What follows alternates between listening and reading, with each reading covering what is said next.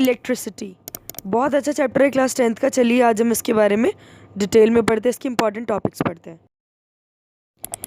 Video start होने से पहले लाइक, सब्सक्राइब और कमेंट करना बिल्कुल मत भूलिएगा।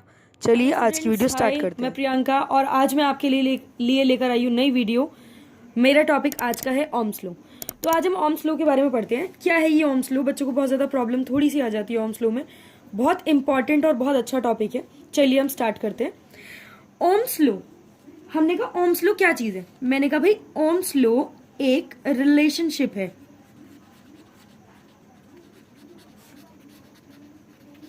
रिलेशनशिप है किस किस के बीच में?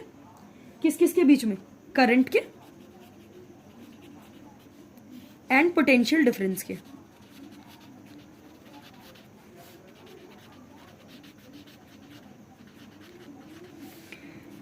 करंट के एंड पोटेंशियल डिफरेंस के। तो मैंने कहा Ohm's law is a relationship between current and potential difference. Current जिसे हमने आई से डिनोट किया था, पोटेंशियल डिफरेंस जिसका नाम हम क्या था? वोल्टेज, जिसको हम V से डिनोट करते हैं। तो ओम्स लॉ इन दोनों के बीच का क्या है? एक रिलेशन है। तो हमने क्या कहा? मैंने कहा ओम्स लॉ एक रिलेशनशिप बिटवीन है करंट और पोटेंशियल डिफरेंस के बीच में। तो हमने कहा एट कांस्टेंट टेम्परेचर, जब हमारा टेम्परेचर कांस्टेंट था, हमने बोला था current flowing through a conductor is directly proportional to the potential difference across its ends. क्या है? मैंने कहा फॉर एग्जाम्पल मेरा जो करंट है वो डायरेक्टली प्रोपोर्शनल है वोल्टेज के, मतलब पोटेंशियल डिफरेंस के। और मैं इसको ऐसे भी लिख सकती हूँ, V जो है डायरेक्टली प्रोपोर्शनल टू I है। ठीक है, current is directly proportional to V मतलब potential difference, and potential difference is directly proportional to current मतलब जितना करंट उतनी वोल्टेज, जितना वोल्टेज उतना करंट, डायरेक्टली प्रोपोर्शनल है ना।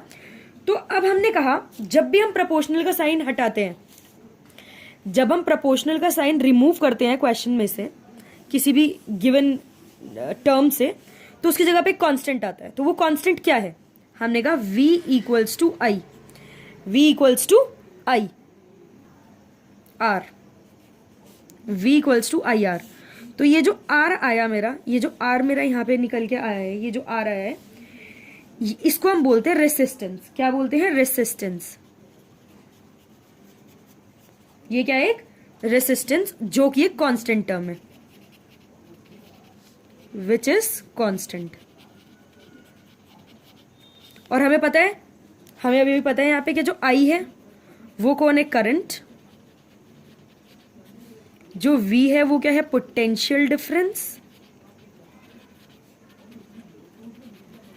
एंड R कौन है? रेसिस्टेंस। R कौन है यहाँ पे? रेसिस्टेंस है। अब मैंने कहा कि R जो है हमारा रेसिस्टेंस है, तो मतलब इन शॉर्ट मेरा potential difference upon current equals to constant आ गया। ये मेरे पास एक रिलेशन आ गया, potential difference upon current is equals to constant. ठीक है, तो अगर मैं इनके रिलेशन निकालूं, कांस्टेंट कौन है हमारा? कांस्टेंट टर्म हमारी है R, यहाँ पे कांस्टेंट टर्म है हमारी R। ठीक है ना। तो मैंने कहा रेसिस्टेंस और पोटेंशियल डिफरेंस के बीच में क्या रिलेशनशिप है, रेसिस्टेंस और करंट के बीच में क्या रिलेशनशिप है, तो मैं वही रिलेशनशिप बताऊंगी तुम्हें यहाँ पे। तो ठीक है ना। तो ये हमारे पहले तो सबसे पहली बात, ये हमारा एक फॉर्मूला बन गया कि potential difference is equals to potential difference upon current is equals to R, that is constant. ठीक है, तो अगर मैं इसके रिलेशन R से निकालूं तो क्या आती है, और अगर मैं इसकी रिलेशन करंट से निकालूं तो क्या सिचुएशन मेरे पास बनती है? हमने बोला कि पोटेंशियल डिफरेंस को हम क्या बोलते हैं? V, करंट को हम बोलते हैं I इक्वल्स टू R। ये हमारी एक रिलेशन आई। और अगर मैं यहां से करंट निकालना चाहती हूं, वैसे तो हम जनरल फॉर्मूला जो ओम्स लॉ का लर्न रखेंगे वो याद रखेंगे, V is equals to I R. ये हमारा एक स्टैंडर्ड फॉर्मूला है। अगर मैं इसी फॉर्मूले से I निकालूं तो कैसे निकलेगा? V upon R equals to I। अगर मैं करंट से V और R की रिलेशनशिप पूछूं तो क्या है, या रेसिस्टेंस से V और I की रिलेशन पूछूं तो क्या है? तो सबसे पहले मैं आपको जो रिलेशनशिप बताऊंगी यहाँ पे V और R की बताऊंगी करंट से। तो मैंने कहा फर्स्ट सिचुएशन जो मेरी मैं यहाँ पे लेके चल रही हूँ, मैंने कहा जो करंट है वो डायरेक्टली प्रोपोर्शनल, ये जो मेरा साइन है ये डायरेक्टली प्रोपोर्शनल का साइन है। डायरेक्टली प्रोपोर्शनल जो आमने सामने होता है वो डायरेक्टली प्रोपोर्शनल, जो अपॉन में होता है उसे इनवर्सली बोलते हैं। ठीक है, directly proportional to potential difference.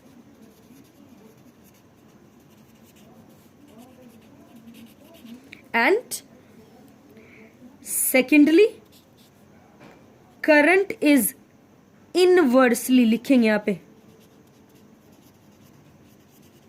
Inversely proportional to, current is inversely proportional to resistance. Current is inversely proportional to resistance. समझ में आ गई बात? तो मैं अगर इस टर्म को लिख के दिखाऊं तो हम कैसे लिखेंगे इसको? इसको लिखेंगे current is inversely proportional to resistance. समझ में आ गई इतनी बात? ये होता है डायरेक्टली प्रोपोर्शन, ये यही साइन मैंने डायरेक्टली में यूज करा, यही मैं इसी को इनवर्सली बोल रही हूँ। कैसे? जो बिल्कुल बराबर बराबर लिखा होता है आमने सामने उसको डायरेक्टली, और अगर मैं अपॉन में डिवाइड में किसी टर्म को डिनोट कर रही हूँ तो इसी साइन को हम क्या बोलते हैं? इनवर्सली। समझ में आ गई इतनी बात? अब बात आती है ग्राफ की। तो अब बात आई ग्राफ की, तो हमने को बोला कि ग्राफ बताओ। हमने कहा graph between V and I। Graph between V and I, V और I के बीच में ग्राफ कैसी होनी चाहिए? मैंने कहा था, मैंने आपको ये बोला है कि अगर करंट डायरेक्टली प्रोपोर्शनल होगा वोल्टेज के, मतलब पोटेंशियल डिफरेंस के, तो अगर करंट इंक्रीज होगा तो पोटेंशियल डिफरेंस इंक्रीज होगी, अगर पोटेंशियल डिफरेंस इंक्रीज होगी तो करंट भी इंक्रीज होगा। तो इन्होंने बस इसके बीच में क्या पूछी? हमसे ग्राफ पूछी है।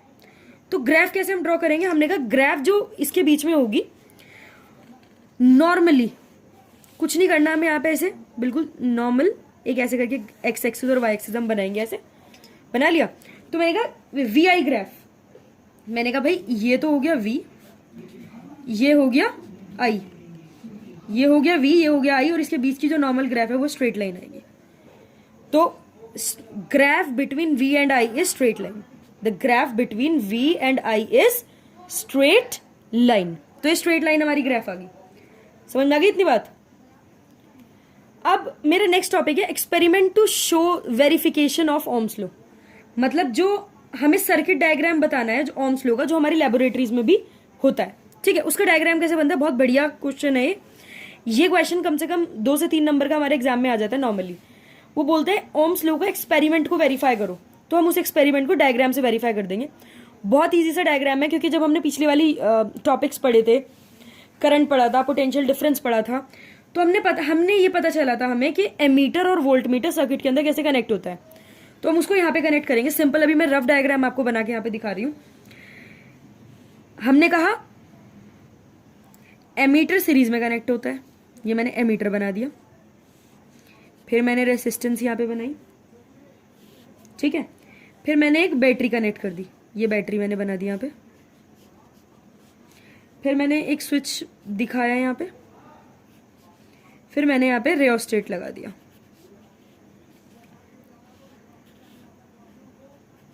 ठीक है ना। ये रियोस्टेट मैंने यहाँ पे लगा दिया।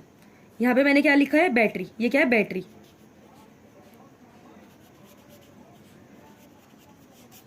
एमीटर सीरीज में कनेक्ट कर दिया मैंने। वोल्ट मीटर कैसे कनेक्ट होता है? पैरेलली कनेक्ट होता है सर्किट के अंदर।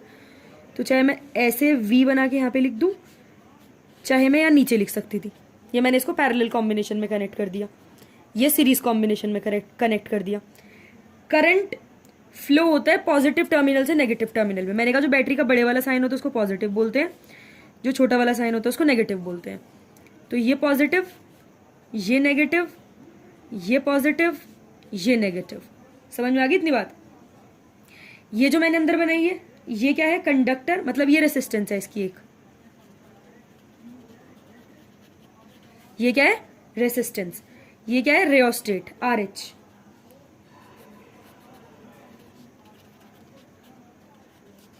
ये क्या है? रियोस्टेट। और ये जो मैंने बनाया ये क्या है?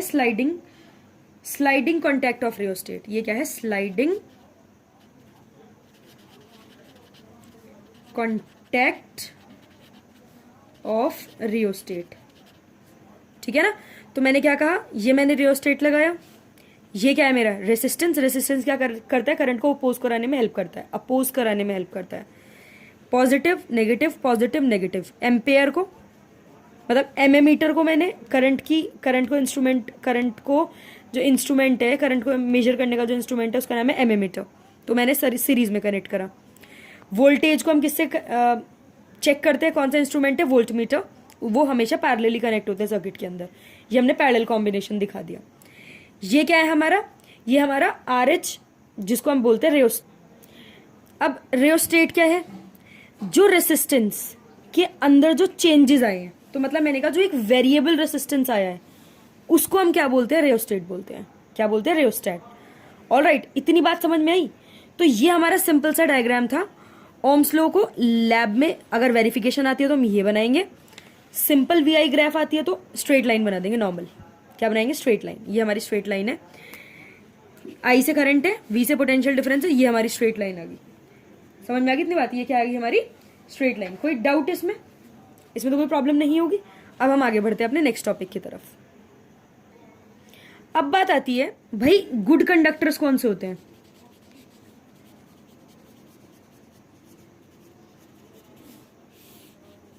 गुड कंडक्टर्स कौन है, मैंने कहा दो substance which have very low electrical resistance। मैंने कहा जिन सब्सटेंसेस की इलेक्ट्रिकल रेसिस्टेंस बहुत ज्यादा कम होती है उसे हम क्या बोलते हैं, गुड कंडक्टर्स। वो कौन होते हैं, गुड कंडक्टर्स होते हैं। और जिनकी कंपैरेटिवली हाई रेसिस्टेंस होती है उन्हें हम बैड कंडक्टर्स बोलते हैं। समझ में इतनी बात। तो गुड कंडक्टर्स के बारे में पढ़ रहे हैं। मैंने कहा वो सब्सटेंस जिनकी लो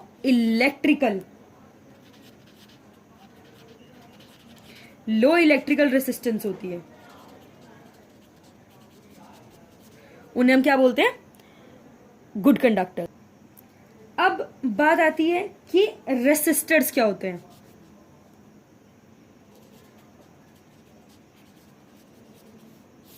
अब मैंने बोला कि भाई ये रेसिस्टर्स क्या हैं, मैंने कहा रेसिस्टर्स वो सब्सटेंस है जिनकी the substance which have very high होती है, कंपैरेटिवली हाई। इससे हम कह सकते हैं कंपैरेटिवली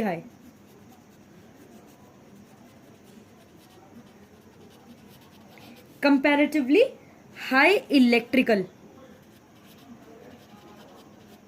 रेसिस्टेंस। मैंने कहा वो सब्सटेंस जिनकी कंपैरेटिवली हाई रेसिस्टेंस होती है उन्हें क्या बोलते हैं, रेसिस्टर्स बोलते हैं। उन्हें हम क्या बोलते हैं, रेसिस्टर्स बोलते हैं। अब मैंने कहा भाई इंसुलेटर किन्हें बोलते हैं, मैंने क्या बोला, मैंने कहा भाई अब इंसुलेटर्स किसे बोलते हैं।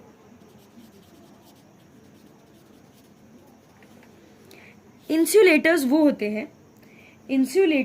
हैं वो सब्सटेंस है जिसमें इनफाइनाइटली हाई इलेक्ट्रिकल रेसिस्टेंस होती है। मैंने क्या कहा, दो सब्सटेंस विच हैव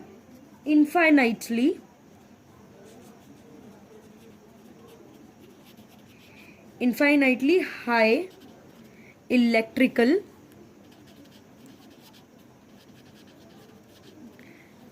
रेसिस्टेंस, उन्हें हम क्या बोलते हैं, इंसुलेटर्स बोलते हैं। क्या बोला मैंने, गुड कंडक्टर्स क्या है, अच्छे से पता है हमें। गुड कंडक्टर जो करंट को फ्लो कराते हैं। इंसुलेटर्स वो होते हैं जिसमें करंट पास नहीं होता। रेसिस्टर्स क्या होते हैं। बट गुड कंडक्टर्स एग्जैक्टली क्या है, मैंने कहा जो लो इलेक्ट्रिकल रेसिस्टेंस जिसके पास होती है, the substance which have low electrical resistance, उन्हें हम गुड कंडक्टर बोलेंगे। ठीक है ना, वो गुड कंडक्टर्स है। रेसिस्टर्स कौन है, जिनकी कंपैरेटिवली हाई रेसिस्टेंस है। किससे कंपैरेटिवली, गुड कंडक्टर से। इंसुलेटर्स क्या है, इनफाइनाइटली हाई इलेक्ट्रिकल रेसिस्टेंस। बात यह है जिसकी लो इलेक्ट्रिकल रेसिस्टेंस है वो गुड कंडक्टर है, उसके बाद फ्री नंबर ऑफ इलेक्ट्रॉन ज्यादा है। मतलब मैंने कहा अगर किसी चीज के अंदर करंट फ्लो कर रहा है या कोई चीज गुड कंडक्टर है, तो वो गुड कंडक्टर कौन बनाता है उसे कि वो गुड कंडक्टर है, उसको गुड कंडक्टर बनाते हैं फ्री नंबर ऑफ इलेक्ट्रॉन्स। जिसके पास फ्री नंबर ऑफ इलेक्ट्रॉन्स है वो आराम से करंट पास करेगा, और जिसके पास फ्री नंबर ऑफ इलेक्ट्रॉन्स नहीं है वो करंट आराम से पास नहीं करेगा। तो वो ही हमारा क्या हो जाएगा, इंसुलेटर हो जाएगा। और जो इंसुलेटर होता है वो हाई इलेक्ट्रिकल रेसिस्टेंस होती है उसकी। रेसिस्टेंस क्या कराता है? करंट को अपोज कराता है। ये ना देखना कि हाई इलेक्ट्रिकल रेसिस्टेंस, हाँ भाई बहुत ज्यादा करंट पहुंच रहा है, ना ना ना, इनफाइनाइटली हाई इलेक्ट्रिकल रेसिस्टेंस होना ही उसको इंसुलेटर बनाता है। इतनी बातें समझ में आ गई?